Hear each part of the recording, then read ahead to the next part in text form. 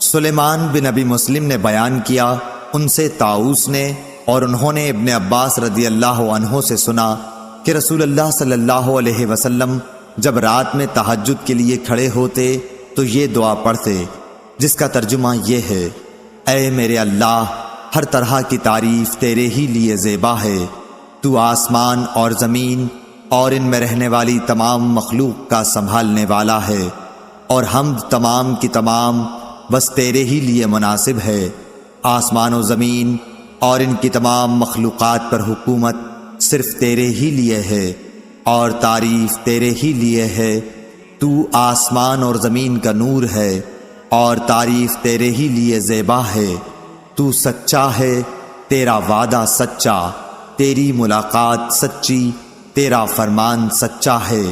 جنت سچ ہے، دوزخ سچ ہے، انبیاء سچے ہیں، محمد صلی اللہ علیہ وسلم سچے ہیں، اور قیامت کا ہونا سچ ہے۔ اے میرے اللہ، میں تیرا ہی فرما بردار ہوں اور تجھی پر ایمان رکھتا ہوں، تجھی پر بھروسہ ہے، تیری ہی طرف رجوع کرتا ہوں، تیرے ہی عطا کیے ہوئے دلائل کے ذریعے بحث کرتا ہوں اور تجھی کو حکم بناتا ہوں۔ پس جو خطائیں مجھ سے پہلے ہوئیں اور جو بعد میں ہوں گی، ان سب کی مغفرت فرما، خواہ وہ ظاہر ہوئی ہوں یا پوشیدہ۔ آگے کرنے والا اور پیچھے رکھنے والا تو ہی ہے، معبود صرف تو ہی ہے، یا یہ کہا کہ تیرے سوا کوئی معبود نہیں۔ ابو سفیان نے بیان کیا کہ عبد الکریم ابو امیہ نے اس دعا میں یہ زیادتی کی ہے: لا حول ولا قوت الا باللہ۔ سفیان نے بیان کیا کہ سلیمان بن مسلم نے طاؤس سے یہ حدیث سنی تھی، انہوں نے حضرت عبداللہ بن عباس رضی اللہ عنہ سے، اور انہوں نے نبی کریم صلی اللہ علیہ وسلم سے۔ صحیح بخاری حدیث نمبر 1120۔ ہشام بن یوسف صنعانی نے بیان کیا، انہوں نے کہا کہ ہم سے معمر نے حدیث بیان کی، دوسری سند، اور مجھ سے محمود بن غیلان نے بیان کیا، انہوں نے کہا کہ ہم سے عبد الرزاق نے بیان کیا، انہوں نے کہا کہ ہمیں معمر نے خبر دی، انہیں زہری نے، انہیں سالم نے، انہیں ان کے باپ عبداللہ بن عمر رضی اللہ عنہ نے بتایا کہ نبی کریم صلی اللہ علیہ وسلم کی زندگی میں جب کوئی خواب دیکھتا تو آپ صلی اللہ علیہ وسلم سے بیان کرتا، آپ صلی اللہ علیہ وسلم تعبیر دیتے۔ میرے بھی دل میں یہ خواہش پیدا ہوئی کہ میں بھی کوئی خواب دیکھتا اور آپ صلی اللہ علیہ وسلم سے بیان کرتا۔ میں ابھی نوجوان تھا اور آپ صلی اللہ علیہ وسلم کے زمانے میں مسجد میں سوتا تھا، چنانچہ میں نے خواب میں دیکھا کہ دو فرشتے مجھے پکڑ کر دوزخ کی طرف لے گئے۔ میں نے دیکھا کہ دوزخ پر کنویں کی طرح بندش ہے، یعنی اس پر کنویں کسی منڈیر بنی ہوئی ہے، اس کے دو جانب تھے۔ دوزخ میں بہت سے ایسے لوگوں کو دیکھا جنہیں میں پہچانتا تھا۔ میں کہنے لگا دوزخ سے خدا کی پناہ۔ انہوں نے بیان کیا کہ پھر ہم کو ایک فرشتہ ملا اور اس نے مجھ سے کہا ڈرو نہیں۔ صحیح بخاری حدیث نمبر 1121۔ یہ خواب میں نے اپنی بہن حضرت حفصہ رضی اللہ عنہا کو سنایا، اور انہوں نے رسول اللہ صلی اللہ علیہ وسلم کو تعبیر میں آپ صلی اللہ علیہ وسلم نے فرمایا کہ عبداللہ بہت خوب لڑکا ہے، کاش رات میں نماز پڑھا کرتا۔ راوی نے کہا کہ آپ صلی اللہ علیہ وسلم کے اس فرمان کے بعد عبداللہ بن عمر رضی اللہ عنہ رات میں بہت کم سوتے تھے، زیادہ عبادت ہی کرتے رہتے۔ صحیح بخاری حدیث نمبر 1122۔ شعیب نے زہری سے خبر دی، انہوں نے کہا کہ مجھے عروہ نے خبر دی، اور انہیں ام المومنین حضرت عائشہ صدیقہ رضی اللہ عنہا نے خبر دی کہ رسول اللہ صلی اللہ علیہ وسلم رات میں 11 رکعتیں پڑھتے تھے۔ آپ صلی اللہ علیہ وسلم کی یہی نماز تھی، لیکن اس کے سجدے اتنے لمبے ہوا کرتے کہ تم میں سے کوئی نبی صلی اللہ علیہ وسلم کے سر اٹھانے سے قبل 50 آیتیں پڑھ سکتا تھا، اور طلوع فجر ہونے پر فجر کی نماز سے پہلے آپ صلی اللہ علیہ وسلم 2 رکعت سنت پڑھتے، اس کے بعد دائیں پہلو پر لیٹ جاتے۔ آخر مؤذن آپ صلی اللہ علیہ وسلم کو نماز کے لیے بلانے آتا۔ صحیح بخاری حدیث نمبر 1123۔ سفیان ثوری نے اسود بن قیس سے بیان کیا، کہا کہ میں نے جندب رضی اللہ عنہ سے سنا، آپ نے فرمایا کہ نبی کریم صلی اللہ علیہ وسلم بیمار ہوئے تو 1 یا 2 رات تک نماز کے لیے نہ اٹھ سکے۔ صحیح بخاری حدیث نمبر 1124۔ جندب بن عبداللہ رضی اللہ عنہ نے فرمایا کہ جبرائیل علیہ السلام ایک مرتبہ چند دنوں تک نبی کریم صلی اللہ علیہ وسلم کے پاس وحی لے کر نہیں آئے تو قریش کی ایک عورت ام جمیل ابو لہب کی بیوی نے کہا کہ اب اس کے شیطان نے اس کے پاس آنے سے دیر لگائی۔ اس پر یہ سورت اتری، وَالضُّحَىٰ وَاللَّيْلِ إِذَا سَجَىٰ مَا وَدَّعَكَ رَبُّكَ وَمَا قَلَىٰ۔ صحیح بخاری حدیث نمبر 1125۔ معمر نے خبر دی، انہیں زاہری نے، انہیں ہند بنت حارث نے اور انہیں ام سلمہ رضی اللہ عنہا نے کہ نبی کریم صلی اللہ علیہ وسلم ایک رات جاگے تو فرمایا، سبحان اللہ، آج رات کیا کیا بلائیں اتری ہیں اور ساتھ ہی رحمت اور عنایت کے کیسے خزانے نازل ہوئے ہیں۔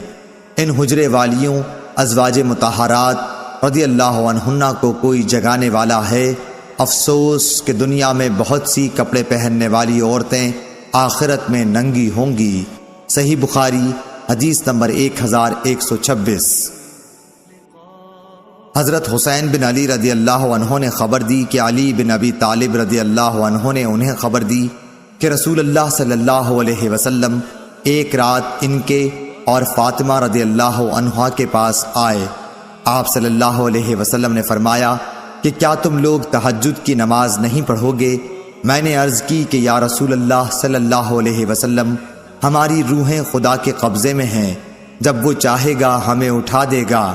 ہماری اس عرض پر آپ واپس تشریف لے گئے، آپ نے کوئی جواب نہیں دیا، لیکن واپس جاتے ہوئے میں نے سنا کہ آپ صلی اللہ علیہ وسلم ران پر ہاتھ مار کر سورہ کہف کی یہ آیت پڑھ رہے تھے، آدمی سب سے زیادہ جھگڑالو ہے، وَكَانَ الْإِنسَانَ أَكْثَرَ شَيْءٍ جَدَلًا۔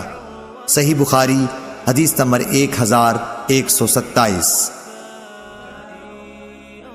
امام مالک نے ابن شہاب ظاہری سے بیان کیا، ان سے عروہ نے، ان سے عائشہ رضی اللہ عنہا نے فرمایا کہ رسول اللہ صلی اللہ علیہ وسلم ایک کام کو چھوڑ دیتے اور آپ صلی اللہ علیہ وسلم کو اس کا کرنا پسند ہوتا، اس خیال سے ترک کر دیتے کہ دوسرے صحابہ بھی اس پر آپ صلی اللہ علیہ وسلم کو دیکھ کر عمل شروع کر دیں اور اس طرح وہ کام ان پر فرض ہو جائے۔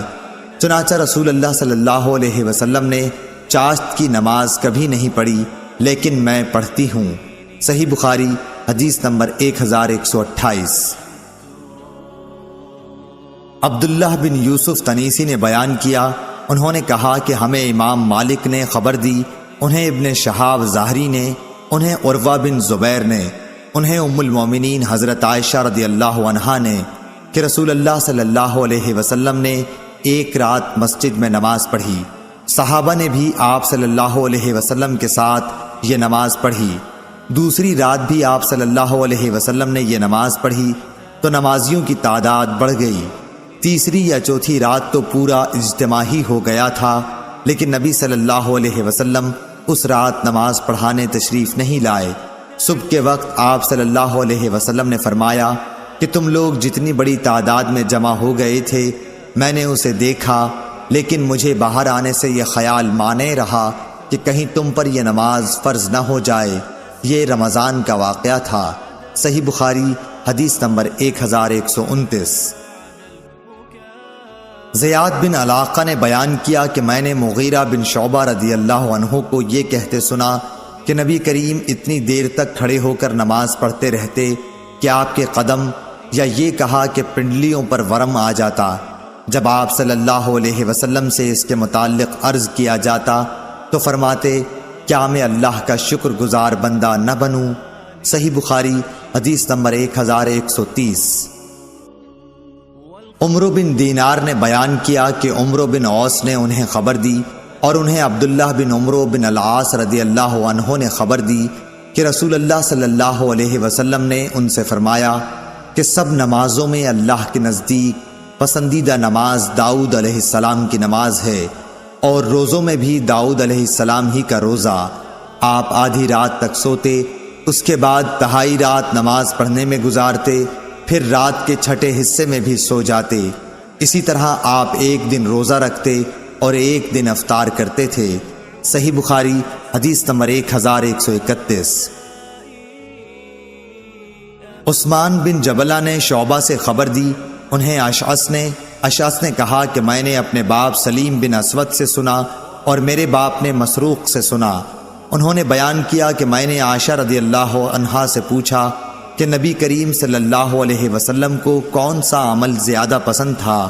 آپ نے جواب دیا کہ جس پر ہمیشگی کی جائے، خواہ وہ کوئی بھی نیک کام ہو۔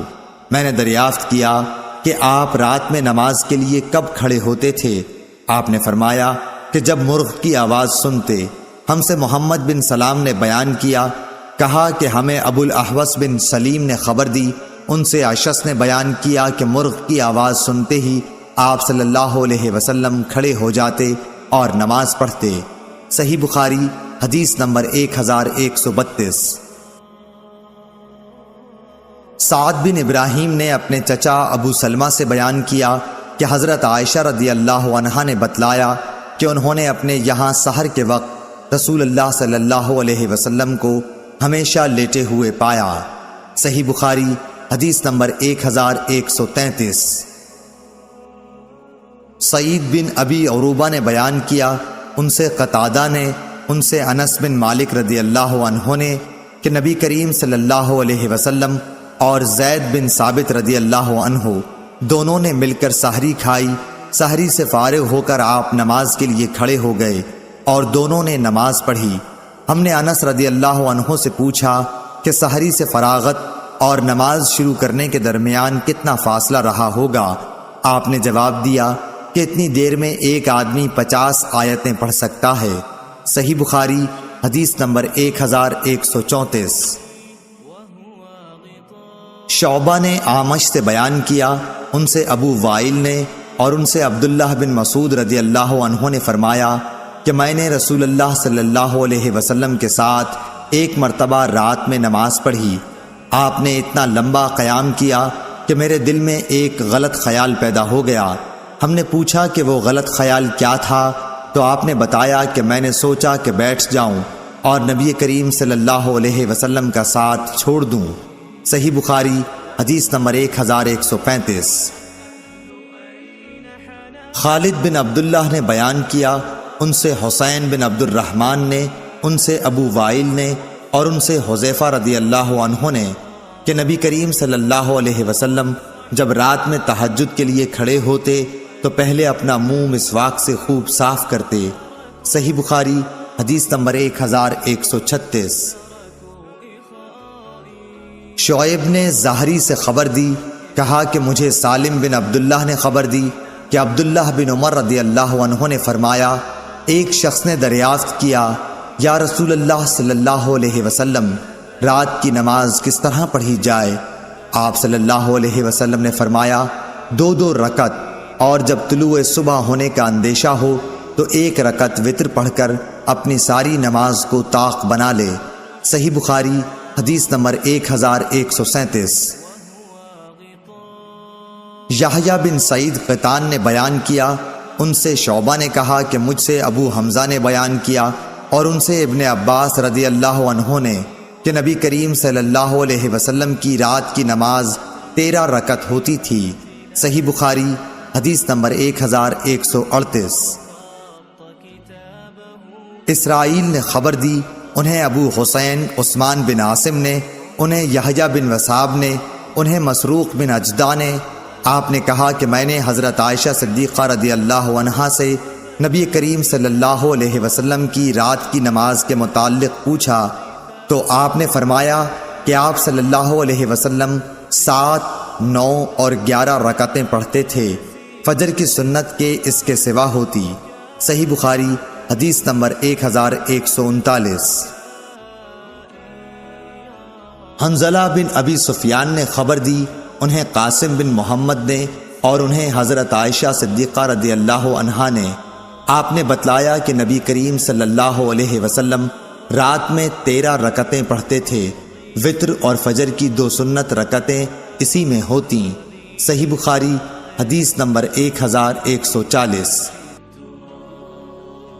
عبدالعزیز بن عبداللہ نے بیان کیا، کہا کہ مجھ سے محمد بن جعفر نے بیان کیا، ان سے حمید طویل نے، انہوں نے انس رضی اللہ عنہ سے سنا، وہ کہتے تھے کہ رسول اللہ صلی اللہ علیہ وسلم کسی مہینے میں روزہ نہ رکھتے تو ایسا معلوم ہوتا کہ اب آپ صلی اللہ علیہ وسلم اس مہینے میں روزہ ہی نہیں رکھیں گے، اور اگر کسی مہینے میں روزہ رکھنا شروع کرتے تو خیال ہوتا کہ اب آپ صلی اللہ علیہ وسلم کا ایک دن بھی بغیر روزے کے نہیں رہ جائے گا، اور رات کو نماز تو ایسی پڑھتے تھے کہ تم جب چاہتے آپ صلی اللہ علیہ وسلم کو نماز پڑھتے دیکھ لیتے اور جب چاہتے سوتا دیکھ لیتے۔